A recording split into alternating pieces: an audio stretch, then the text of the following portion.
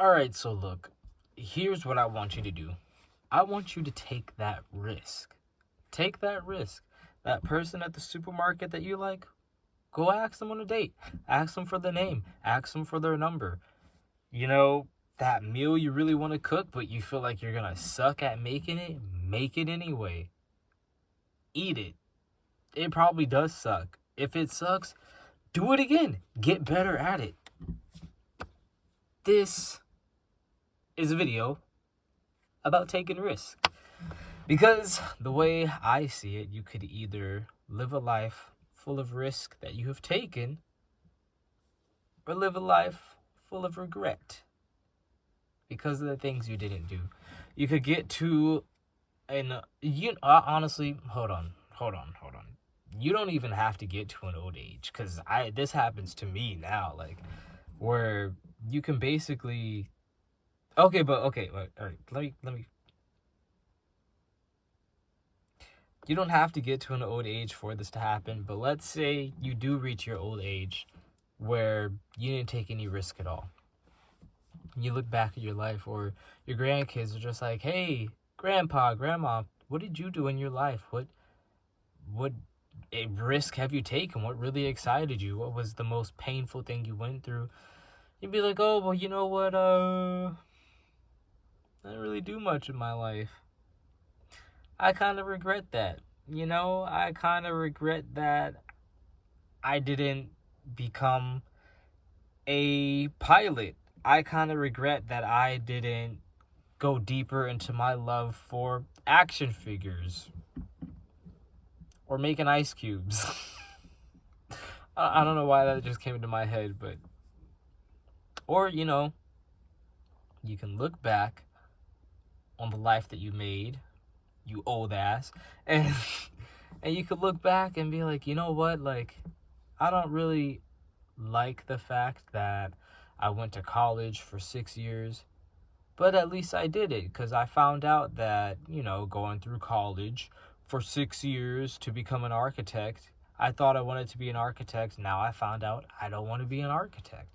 And you change your life, instead of not figuring out at all, and now you don't know what the hell you want to be. You have that idea in your head where it's like, I wanted to be an architect, but I never went through with it, so I'm not really sure if I did or didn't want to. As an example, I felt like me explaining that kind of felt real for a second.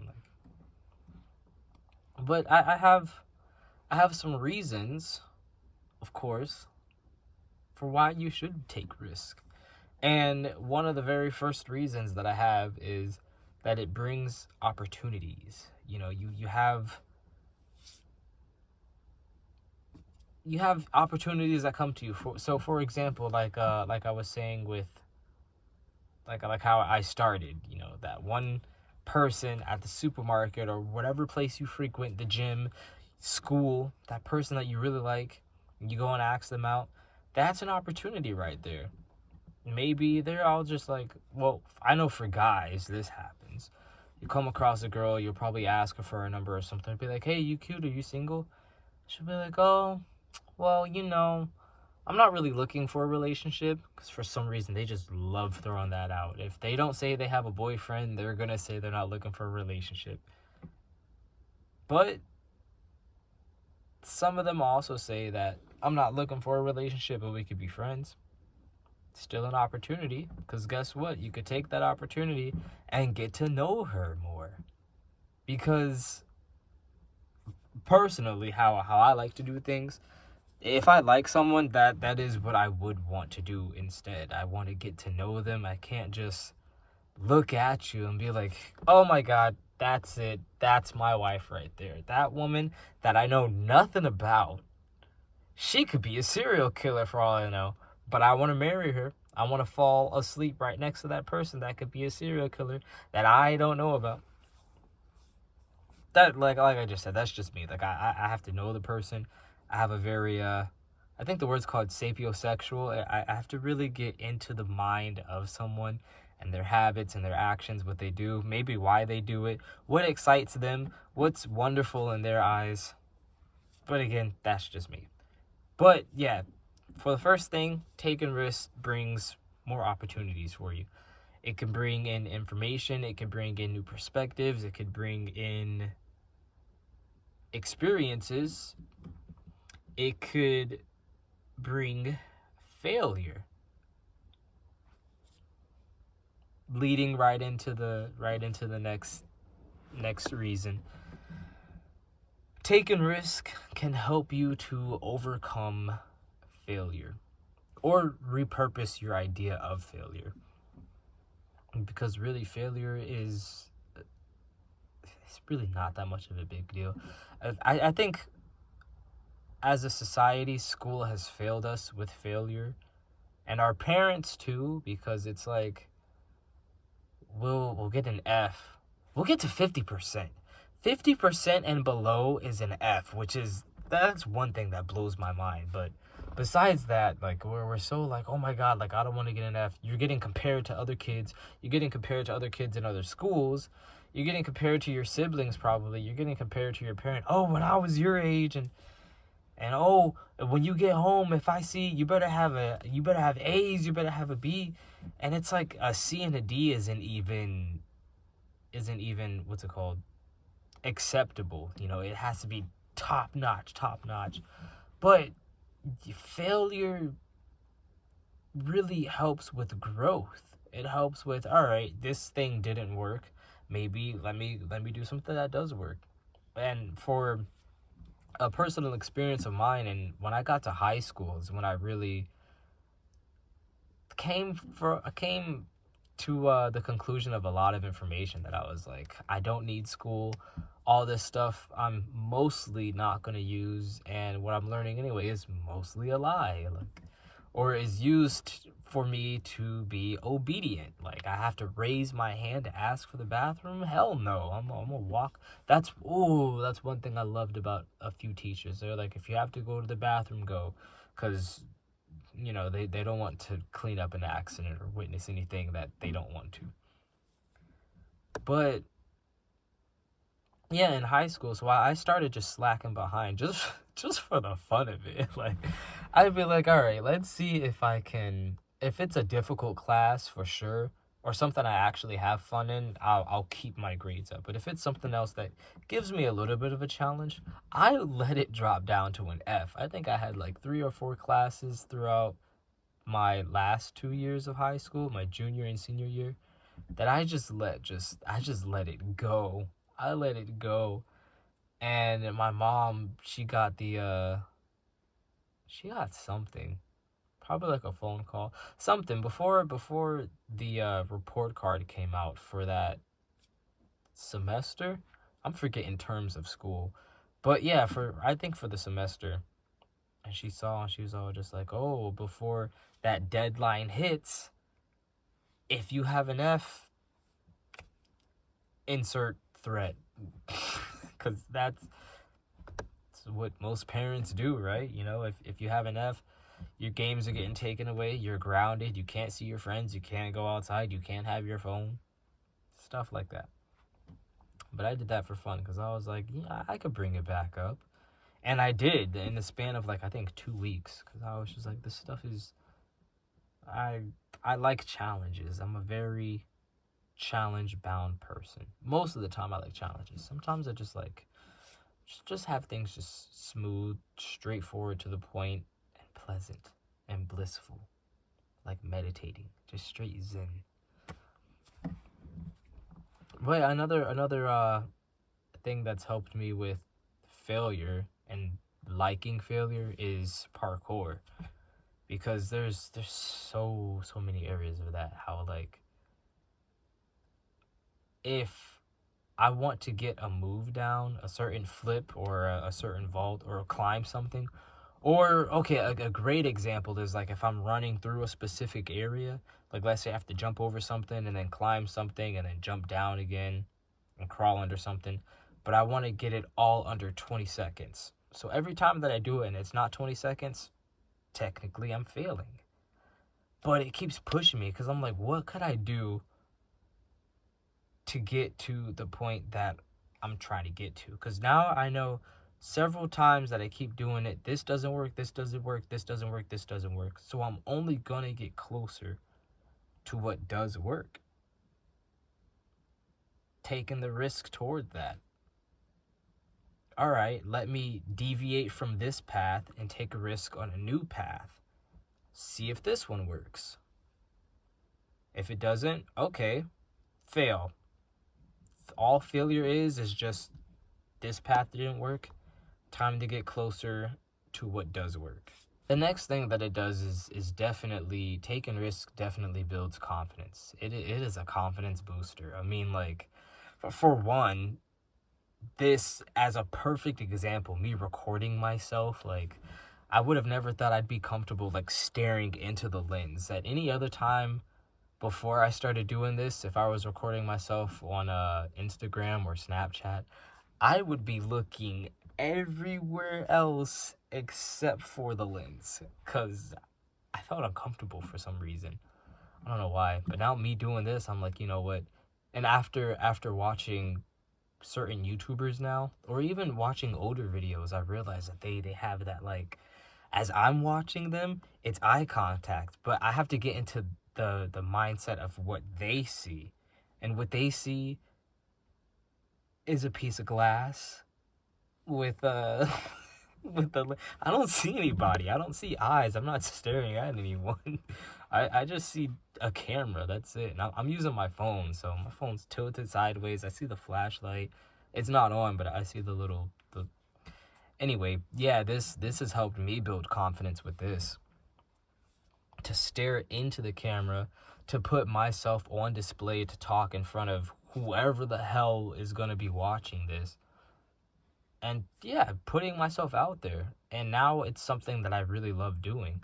Again, going back to parkour, that was another thing that helped me build confidence, because starting out with something new, everybody's gonna suck. Everybody's gonna suck with something new, unless you're just like overly talented. Then, like, you know, subscribe if you are, and if you're not, you should still subscribe anyway. But starting off with parkour, doing certain moves or trying flips out for, like, outside for the first time, I sucked.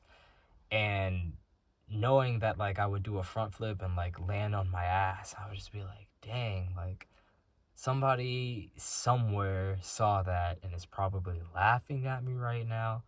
But over time, I learned to laugh with them, laugh at myself. I mean, it still happens where, like, if I do mess up, I am looking for whoever saw.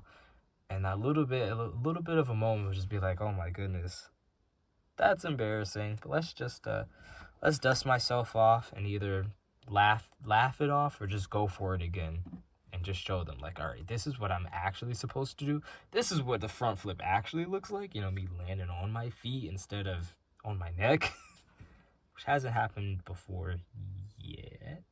No, let me not say yet. It hasn't happened before. It's not going to happen. I'm not going to land on my neck from a front flip. Speaking of landing on necks from front flips, that leads right into overcoming fear, because risk definitely helps out with that. And just to sum this one up with a quick little story time, although I guess all these have a little story time attached to them. It was 2 weeks ago, maybe a week ago, maybe like a week and a half ago. Time, I can't tell with time anymore. But it was around Martin Luther King Day, to be exact, somewhere over there. I went to a trampoline place with some of my friends, and we were just throwing out flips, doing a whole bunch of cool stuff, and having fun, because I barely get to see them. They're in Orlando, and I'm down south, like an hour from them, so I barely get to see them now. But it's fun whenever we do get to hang out. And when I was with them, I was like, you know what? Every time I go to this trampoline park, I have to throw out something new. And I already did throw out some new things, but I wanted to get into double territory.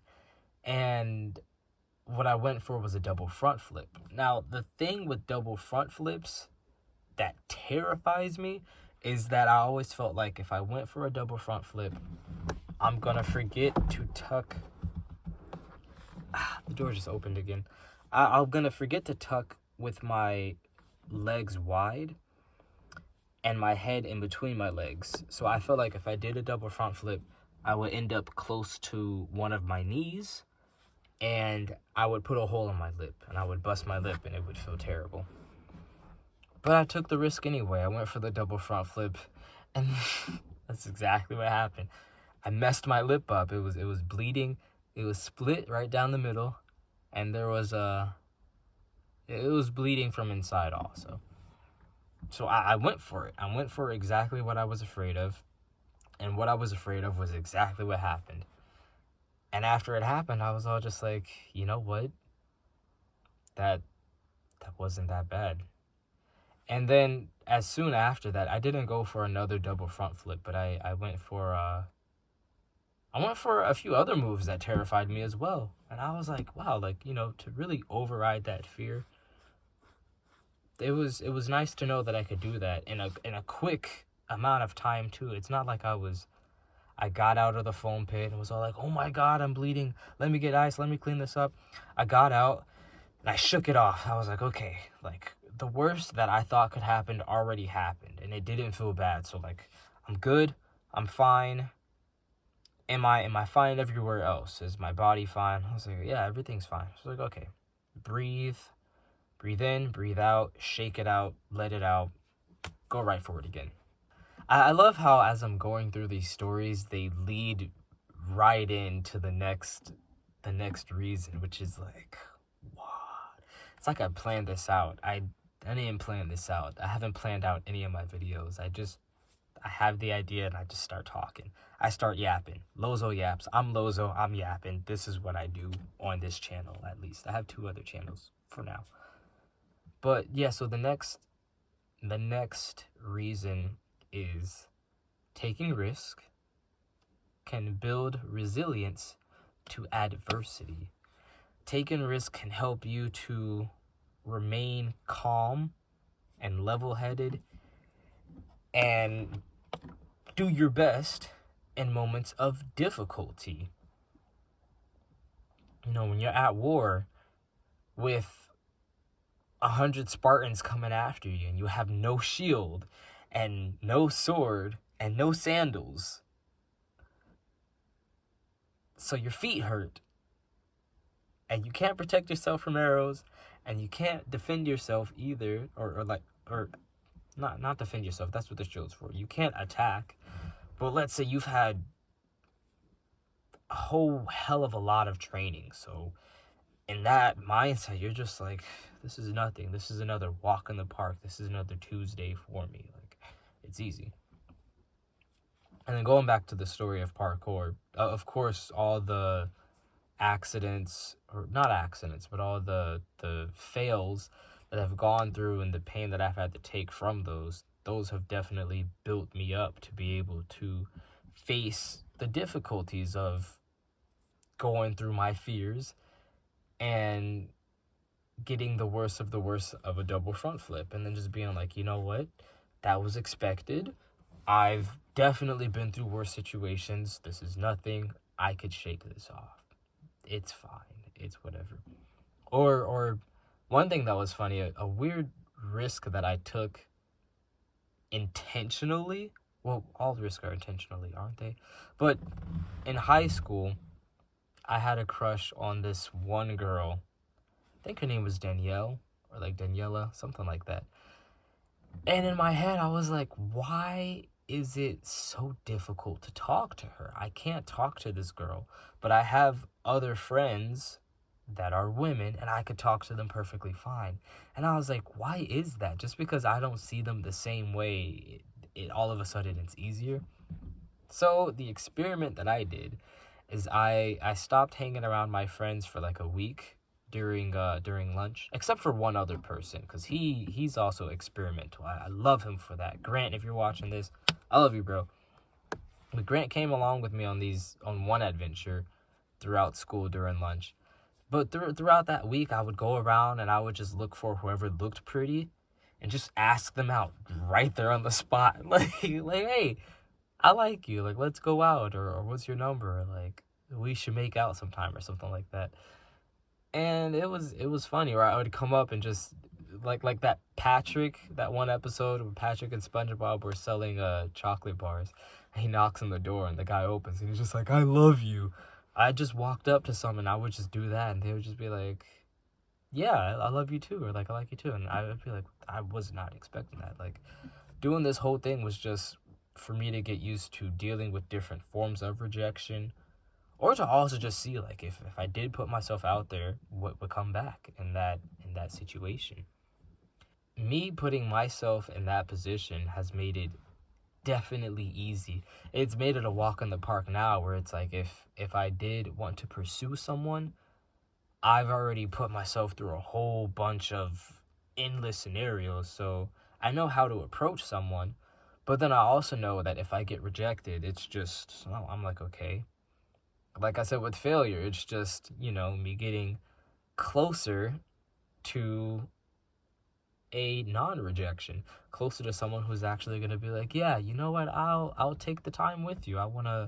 I find you interesting as well. I want to learn more about you. We could learn each other's love languages, see how compatible we are. And if we really like each other, we're going to make sure that we're compatible for each other, and stuff like that. So yeah, I've put myself through things before just for the hell of it, just for fun. And now it's like the resilience. Nothing can bother me, really. Nothing can get to me. There's very few things that can, but in the moment of difficulty, it takes a long time for, I have a high tolerance for moments like that. It takes a while for it to get to me. And if it does get to me, and I'm in that mental state for a while of like, oh, I hate this, or this is difficult, this is stupid, eventually I'll remember my core foundational beliefs, and I'll just be like,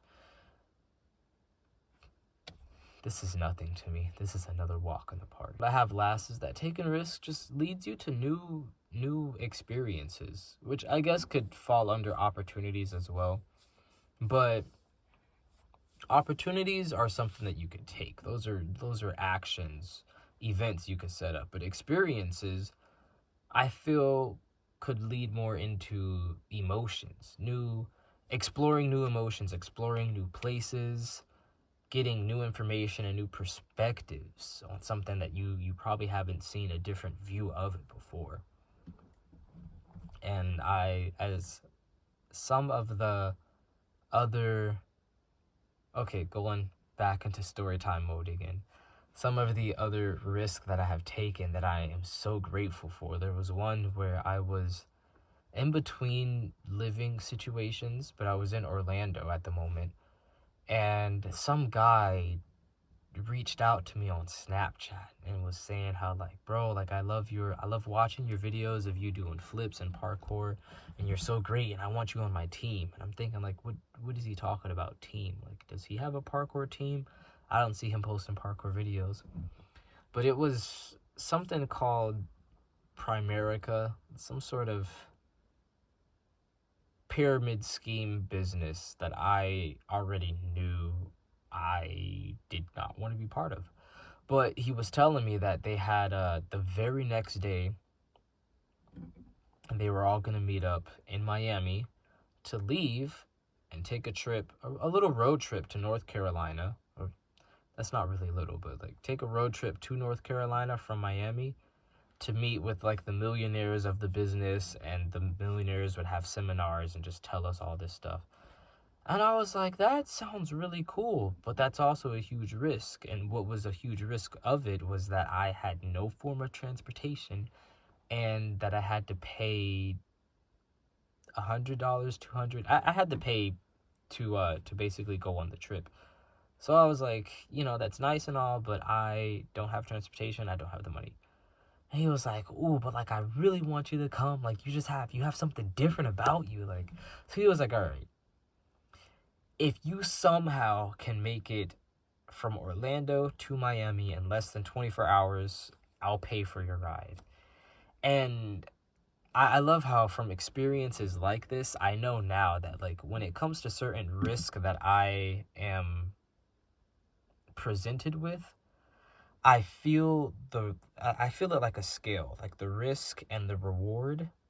And it's like it balances out in a certain way, or I'll feel like how high the reward will be, and I'll be like, yeah, you know what, like, this feels like a heavy risk, but it feels really heavy on that reward. And I feel that deep inside, and I go for it. I take it.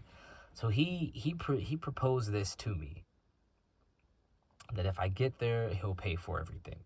Or he won't pay for everything, but he'll pay for the trip. So I was like, all right, I'll find out whatever I can do. And the next day, I was in Miami. I got down to Miami, and he was there, and I was all just like, what the hell? Like, you actually got here. Like, how did you do it? And I was like, where there's a will, there's a way, baby. Like, like, but no, it's more, I love taking the risk with the rewards with it. If I know there's something I could get out of it. Went to North Carolina, and it was kind of fun. I met some of the new people. Well, I met some of the people because everybody was new to me, but like most of them knew each other. And I barely slept. The hotel that we were in, I had to share a room with like 7 other guys that were all like extremely tall and sweaty and already took the beds. I'm a lot smaller than them, so I had no say. And I didn't know any of them, and they already planned it out beforehand. So I was like, well, that's great. The seminars, the millionaires, you want to know the advice that they gave? Do your best.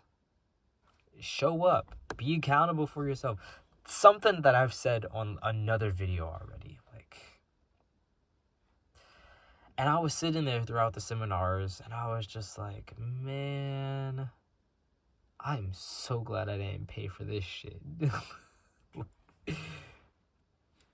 But it was still cool being in that presence of just it being in that energetic field of millionaires and just feeling like, ooh, one day soon, I'm going to be just like them. But I'm going to give advice that actually is more than just some kindergarten mumbo jumbo. You're doing great. Just keep going forward. Keep pushing. Well, I kind of do say stuff like that anyway, but I bring my experience into it. I try to bring more information into it. I do more research.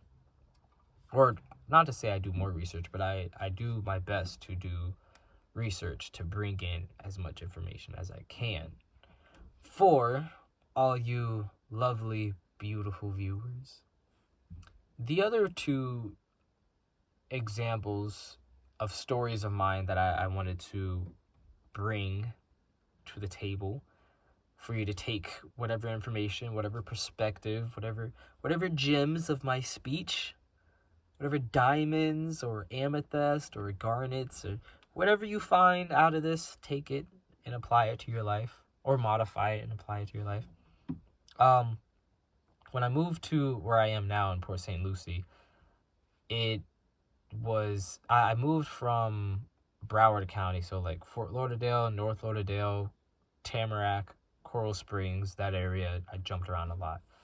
I moved up to Port St. Lucie, and during the winter, I was not prepared for how cold it was. Like, living in Florida most of my life, I was one of those Florida people where if it goes right below 70, if it hits 69, I'm bringing out a coat. I'm bringing out, I'm doing something like that. But I threw myself out there. I was like, no, I want to eventually be able to overcome something like this. Because during that time, I also came across, I was doing a lot of breathing meditations, and I came across Wim Hof. And from his story, like, I think his son died and his wife died, and he wanted to die because he was just like, I don't want to deal with this pain. And so he walked out into the cold, and he was just expecting for the cold to just kill him. But it kind of did the opposite. It like healed him in a way. It healed a lot of things. So I was like, that's inspiring. So what I started doing with the cold is just plunging deep into the exposure.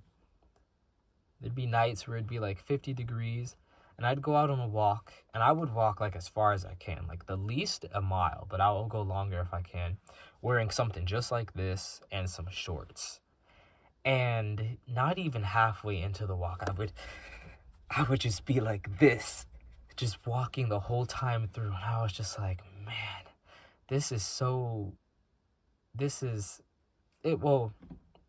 I wanted to say that it felt terrible, but during that mindset, I was like, no, don't think of this as terrible. Just go through it.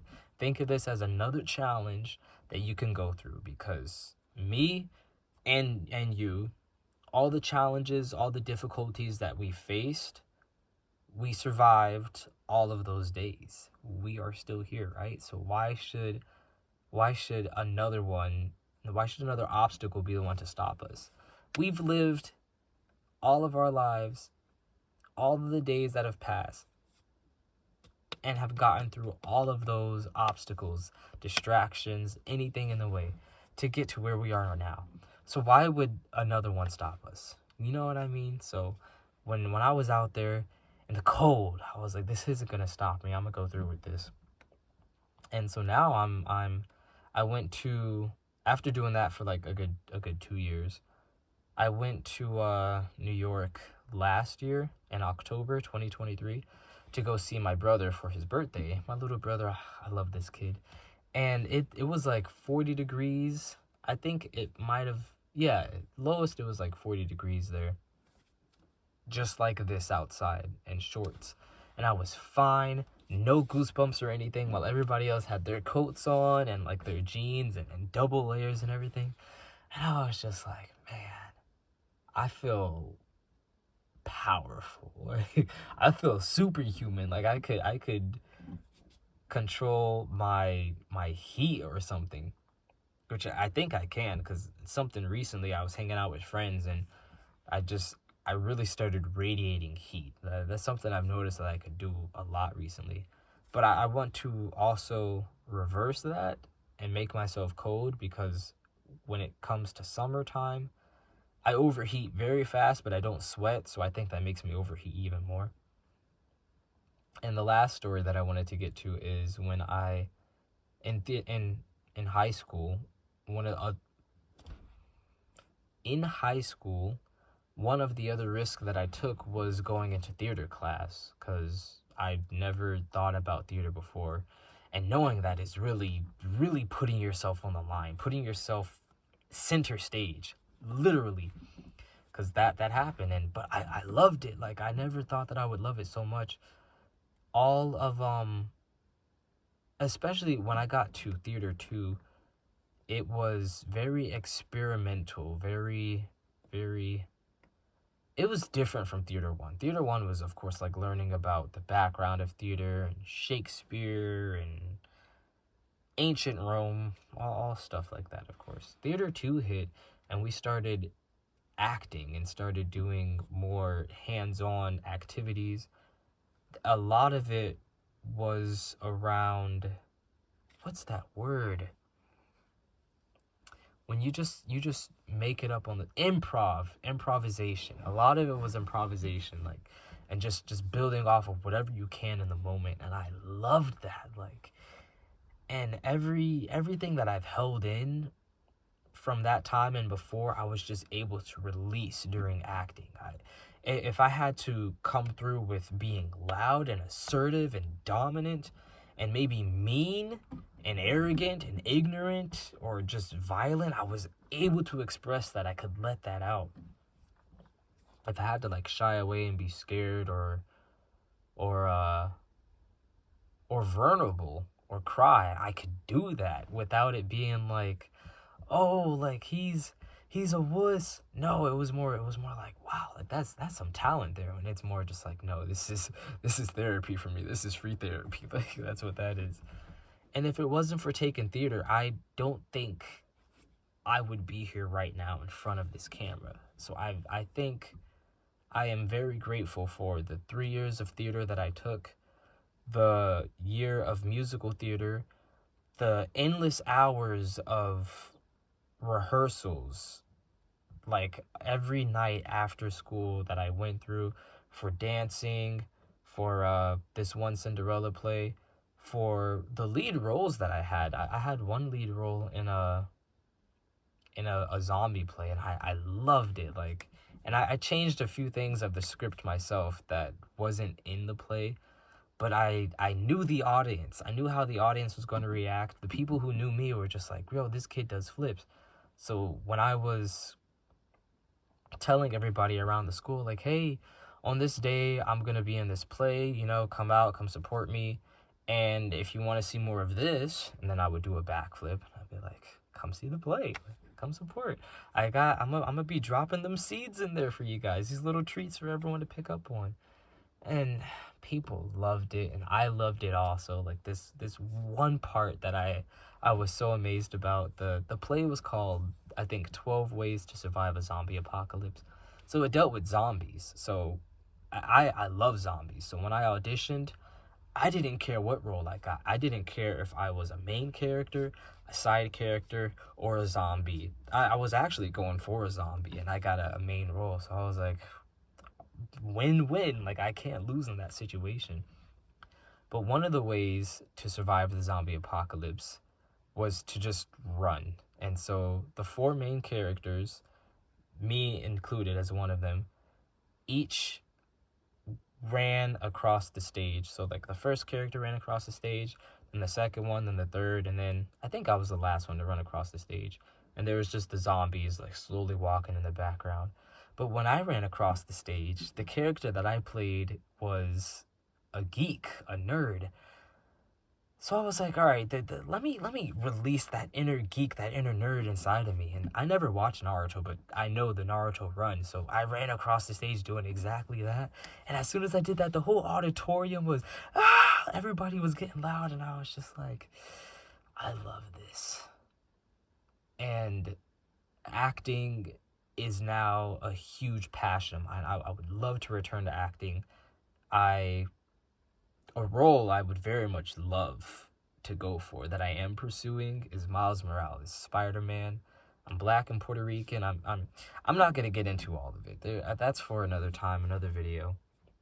This is already long enough. This is probably my longest video so far.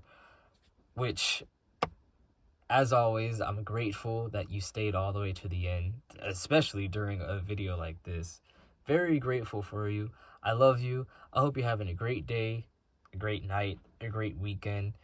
And if you're not, then keep your head on your shoulder. Just like I said in that last video, you know, you won't be in that place forever. It's gonna get better soon. Like and subscribe for me. Interact with the video. I'm out.